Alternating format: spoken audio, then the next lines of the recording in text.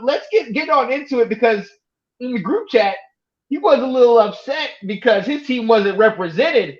Alex, the top 25 poll came out today, and a lot of teams weren't represented. Some teams were in there that maybe we didn't agree with. Yeah. Let's pull it up real quick. The top groups, we all understand that. Obviously, you got the top five, no mistake there. Next list I up. disagree with that, actually. You really talk to me. What do you think? So, I think Alabama should be a bit lower. Cool. You lost your two most important players from last year. True. Bryce Young, Will Anderson, both gone. Brian Branch out the door. Like, you lost a ton of key players from that Bama team. Yeah. LSU's bringing back most of their guys.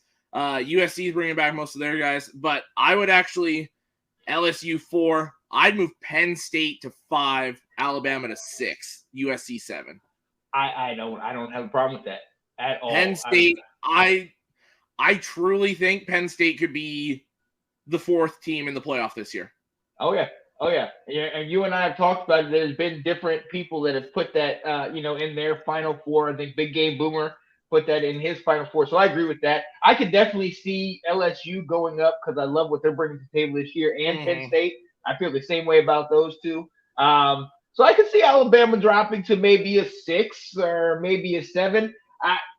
As long as you got Caleb Williams at SC, he's definitely going to be up there. But after and then Florida State. I mean, we can make an argument that Florida State could be put above Alabama right now with all the talent they got. Absolutely, you could. You know, so you do have Alabama in the top 10, but it would probably be more around 8, 9, 10. And God, really, you could make a case to put them at 10 because with Klubnik there at Clemson, we know they lost pieces, and then you got Washington, who, I mean, both sides of the ball, they're top tier players. Not to mention, Texas. Texas went toe to toe with them last year. Right. Returns 10 starters on offense. Lost a couple key starters on defense, but I mean, Texas, you could put the argument, and they play early this year. Yeah. I mean, there's an argument for Alabama to be just outside the top 10, honestly.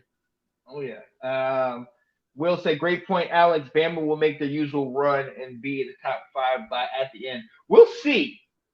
I think there might be a lot more action going on in here. Maryland didn't get a vote. Say, if there was any time where we were talking about this 12-team playoff, this is the year it should have gone in. Yes. Because, I mean, you look at it.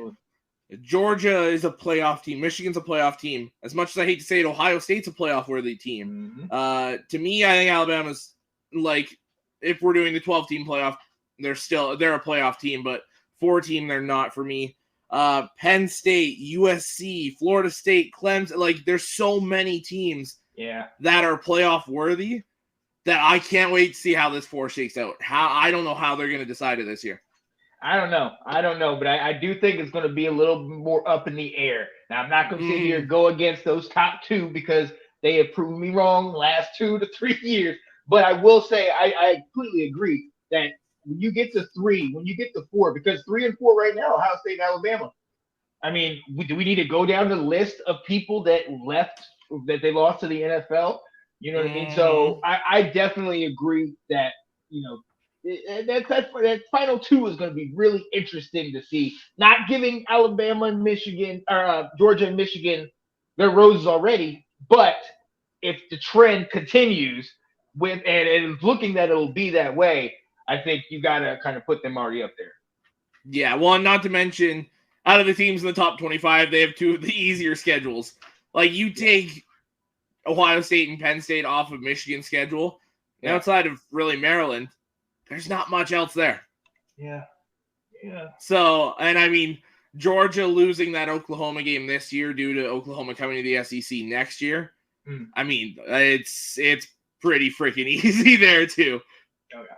Now, they're still going to have to earn it because nothing's guaranteed in college football. But, I mean, I think those 2, it's almost as close to guarantees as you can get. I was about to say, I'll give them the benefit of the doubt. Then, so outside of the top 10, you talked about Texas. Obviously, Tennessee, everybody's praising Milton. We'll see what he can bring to the table. 13, 14, 15. I love that trio right there because you got Sam Hartman and Notre Dame, right? You got Cam Rising and what he's doing over there at Utah. And then you have Oregon with Bo Nix. All three of these quarterbacks are coming back this year and ready to have an impactful season. We talk about teams that, if we're talking about a top 12, these three are definitely going to be, replacing one of these 12, the first 12, because I definitely loving what they're bringing. And especially 2 out of 3, because they might be their last year. So, one, I'm glad to see so many Pac-12 teams.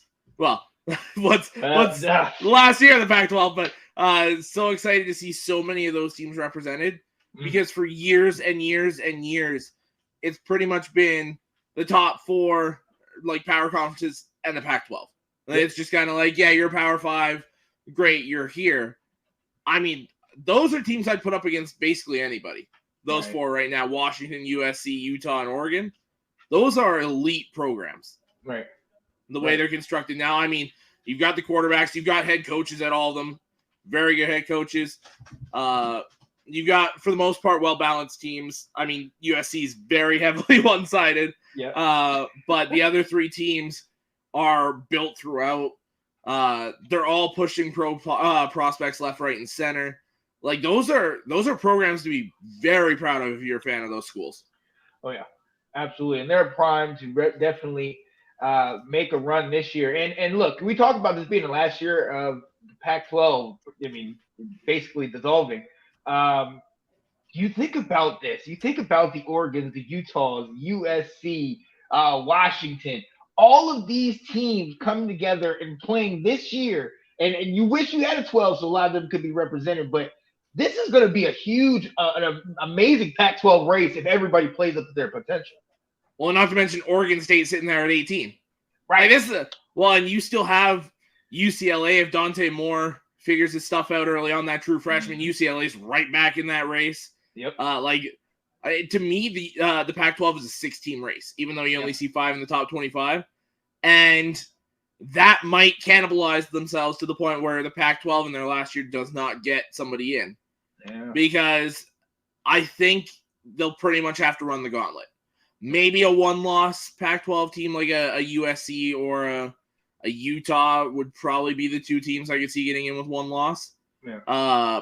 But it all also depends how that loss comes and when it comes. That's a massive part too. How bad it is. Yeah. So, I mean, to me, there's so many good teams, and it's the same with the Big Ten. Like, I feel like if you get a team with 1 loss, you're good. But if you have, say, like a 2-loss Big Ten champion, that throws a lot of question marks too. So you got to be on your game from start to finish.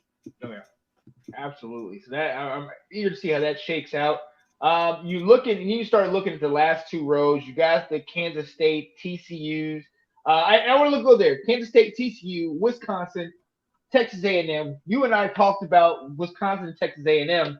Wisconsin, you got new coaches, you got new quarterbacks, you got a whole new system. Texas A&M, we saw they were struggling, a lot of talent, but weren't able to get the job done. It looked very underwhelming a lot of last year, but somehow they're in the top 25. Now, is it because of expectations, or I like them okay right here, but I wouldn't be upset if they were outside of the top 25.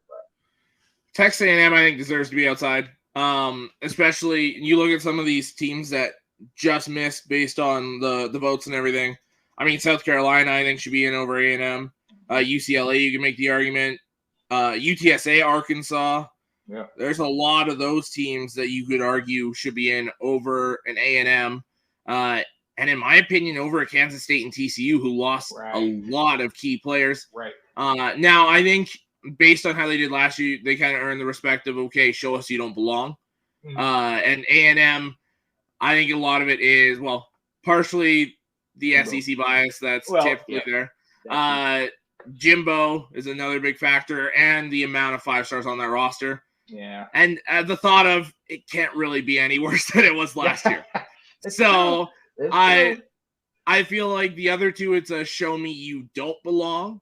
Yeah. And with A&M, it's a show me you belong. Yep. Yeah. Now, I will say, if I was doing the rankings, you guys move one spot up. I think you guys are at 16. Okay. I move you guys directly up. I'd probably move Oregon State 17. Wisconsin, the quarterback is essentially an improvement. Graham Mertz was awful. So you can't get much worse there. And Fickle going there, you get a great coach. I feel like, and his smash mouth style, I think, will still fit Oregon pretty well. Yeah. So I don't think they'll really miss a beat there. So I think they deserve to be in that kind of 21 to 25 range, that bottom row. I'd move Iowa up. I'd move Tulane up with how they looked at the end of the season. They absolutely deserve to be in there. Yeah. Pratt coming back, absolutely. Yeah. Like those last two rows, I do a lot of moving around with. And Oklahoma's another one like A&M where it's kind of like show me you belong. Yeah. It's that blue blood kind of privilege that you've been so good for so long. One down year with a new coach, they're kind of like, okay, show me you're worth being in the top 25. Okay. All right. So that's going to be interesting. I mean, like I said, I completely agree with you when it comes to Tulane bringing them up. With us, I got a bias, but I'm biased in a negative way because I think we are right here, and I think fall under that same category of show me. You know what I mean? We know what Drake May is, but defense had major struggles a year ago. We got a bunch of guys. Our running backs have been like kind of freshmen. We're figuring that out. And Walker, obviously, we have to figure out if we can find, his transfer was denied or at least his instant eligibility was denied. So we have to see if we can get him to play. This tank for May thing. All right. You know what? I'm going to challenge you right now, Andrew. Keep talking about May. I want you to watch every North Carolina game, okay? Because I'm going to be tuned in. And I want but he doesn't watch anything but SEC. Right, I know, right. So I'm telling you, I want you to tune in on the North Carolina game, and I want you to we're going to break it down throughout this season because I really want to see if you, after the end of the year, you're going to talk about it. Yeah, I see that. Dude, I see it. It's all right. You want May. He's an ACC quarterback. I'm just saying. I mean, if you're giving me the option this year to watch North Carolina or Florida, give me North Carolina all day. Sorry, that's not just taking a shot at you, Andrew. That's just realistic.